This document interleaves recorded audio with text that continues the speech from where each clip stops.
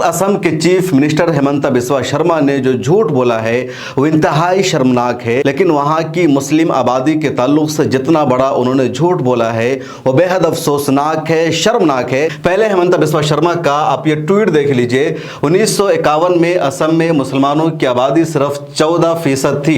आज उनकी आबादी लगभग 40% है। जनसंख्या परिवर्तन हमारे लिए राजनीतिक मुद्दा नहीं है, ये आस्तिक का मुद्दा बन गया है। हेमंत बिस्वा शर्मा को किस तरह झूठ बोल रहे हैं और कह रहे हैं कि 40% की आबादी हो गई है और पहले मुसलमानों की आबादी यानी 1951 में सिर्फ 14% थी। अब जरा इनके झूठ को देख लीजिए। ये जो आप डेटा देख रहे हैं ये 1951 का सेंसस है, पूरा डेटा हमारे पास मौजूद है। इसमें हमने आसाम में मुसलमानों की कितनी आबादी है उसको निकाला है। दूसरे नंबर पर आसाम लिखा हुआ है और उसके बाद आप सीधे आ जाइए, यहाँ मुसलमानों का पॉपुलेशन है, इधर जैन का इसमें पॉपुलेशन है। तो असम में मुसलमानों की